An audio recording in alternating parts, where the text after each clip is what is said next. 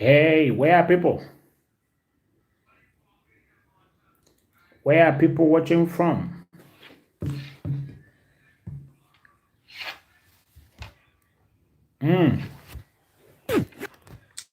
Tell me where you're watching from.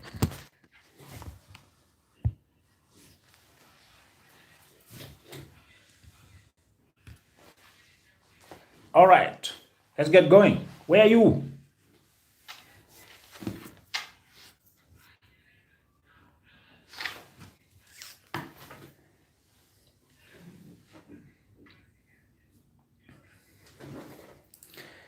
Ah,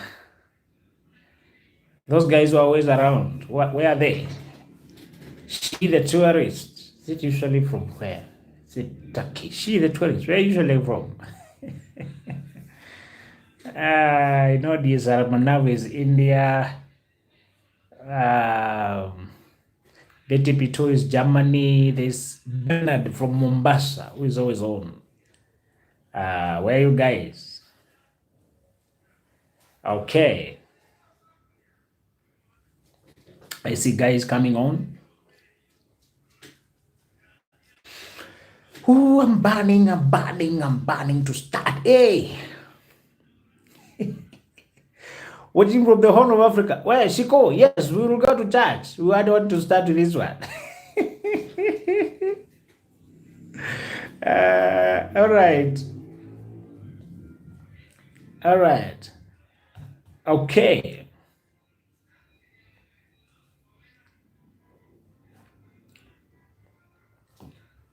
So the question is whether you can marry someone of a different faith. When people come asking me, oh, I'm dating this guy or this is this girl is from this other religion and I'm a Christian, do you think there's a problem? I usually start by correcting the definition. You are not a Christian. You're not. You're just a Christian by name only. You just carry around your identity that you're a Christian. Probably you show up in church. God is not in you. When you have a relationship with God, you understand what marriage is. Marriage is a mission.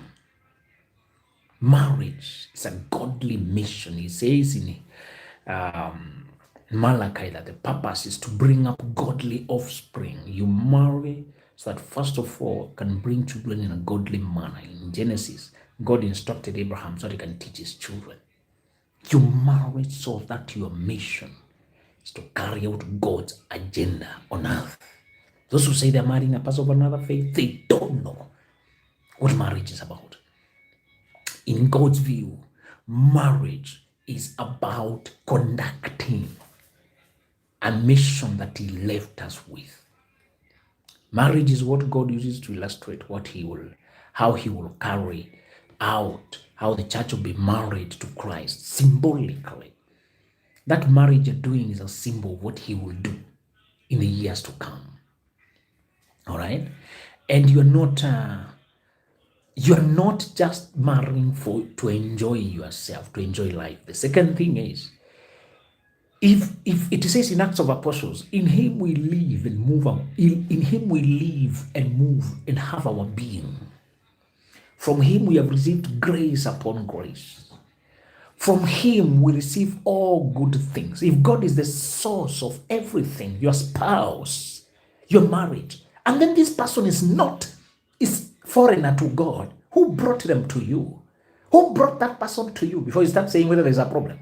Because those people who marry, they're saying, I don't want to reject them because of religion. I don't want to look narrow-minded. I don't want to reject them because of I want to look like accommodative. Marriage is very personal. It affects your eternity. It affects how you live. It affects how you spend your days. It affects how you raise your children. It affects how you pray. It affects the environment at home. It affects every element of your life. Don't you think you can live married to a person and you separate another segment? Say, as long as they're not stopping me to go to church, they're not stopping you from going to church or worshiping. They say they will allow me to do what I want. Listen, my friend. You want a wife from God. You want a partner, a husband from God. If the person comes from God, they will be obviously a child of God themselves. In fact, the general instruction I encourage is hide yourself so deeply in God that a person has to find God to find you. Make God your first important relationship. The people who are acquainted with God because they were born to Christian parents. They were born to a family that went to church. They are acquainted. They know God from a distance. But there is no personal friendship, no personal sonship, no personal daughter-dad relationship. When the relationship is personal, it is the one that controls everything else you do in this life. One Chinese brother, and I've seen Ruth Mutinda here from Guangzhou, China. There's a Chinese brother who was asked to play a certain game. And to him, the game was ungodly. So when they asked him to participate because they were in a train and they needed 3 people and there were 2 and he was seated nearby. They invited him to play. He said, I did not carry my hands with me. They were shocked because they can see his whole body. He has their hands. How come you're saying you did not carry your hands? He said, these hands are no longer mine. He gave them to someone else. My father. My body is no longer mine. So once you are born again Christian, your life is no longer yours. You can't even contemplate getting emotionally attached for God. And remember, it's easier for people to drag you away, for you to drag them to God. You don't marry for evangelism, hoping to convert the person. You ask God for what you need in this life, and He will provide. And before He provides, you tell Him, you do what Shadrach, Meshach, and Abednego did. God can answer my prayer. And even if He doesn't, let it be known to you, I will not back down. I will not change. I will not negotiate downwards just to be with you. So those people ask, I can marry from another faith. You have no faith at all. When you have faith in God, He is the source of everything. The instruction is always marry within the family. Always marry the children of your father, so that you're conducting the mission of your father. And when you are done with this work, you go home to your father. Yes, there's no marriage in heaven, there's a marriage on earth, but there's mission on earth. You'll be rewarded in heaven for what you did on earth. All right? Listen, during times of difficulties and crises and sicknesses and difficulties, because they must come in this life, who will pray for you? Who will be there for you? You can die alive for liking a person to hold you up spiritually. My friend, your life will be harder because you have to explain. Sometimes you want to skip a meal and fast. How will you explain it? Sometimes you want to teach your children to go to God. And if the person is going the other way, they don't go to church, your children will be confused. Which example will they follow? You want a harmonious, united family. And you want them united in the same faith. Your faith, what you believe about God and eternity will affect everything. The way your home is blessed, the way you talk, the way you converse, the music you listen to, the language you use in the house, the way you pray for food, what you do when you wake up in the morning, how you close the day, how you spend on Sundays, how you spend money, the tithing, the giving offering, the gratitude to God, your relationship with God. Everything in your life is affected by your faith. Stop thinking your faith is a peripheral issue that you can push by the side and just live with anyone. It's impossible. The way you read the Bible, the way you pray, how you hope on God to bring solution, and the person is looking for earthly reasons. Maybe they are mocking or they are cold towards your faith. You may say they don't interfere with it, but when they are in your life and they are cold, and God forbid if you are the woman and he is a man, he is the head of the family, but you have another God he does not believe in. Listen, don't subcontract trouble. Don't contract trouble when life is already hard by getting a person with whom you're not equally yoked.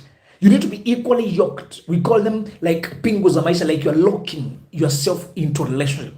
That lock makes sure you're looking with the person whom you rhyme. You go to the same place for solutions. You think alike when life is harsh. You rhyme. And it's about faith. Many people marry the wrong people because of fear, impatience.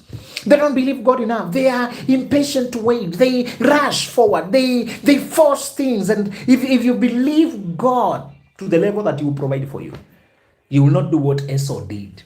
He exchanged his inheritance for a bowl of soup because he was hungry.